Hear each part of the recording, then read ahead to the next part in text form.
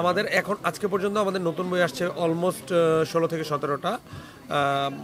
এর মধ্যে আমাদের উপন্যাস এসেছে, কবিতা এসেছে, গল্প কম, উপন্যাসটাই বেশি।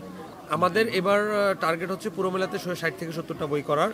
বাকিটা হচ্ছে আমাদের দেখা যায় সাপোজ লাস্ট দুদিন বাইন্ডাররা স্ট্রাইক করেছিল তাদের নানান ধরনের জটিলতা নিয়ে, যদি এরকম কোনো জটিলতা না হয় আমরা আশা করি 60 থেকে 70টা বই এবার বইমেলা আমরা প্রকাশ করতে পারবো।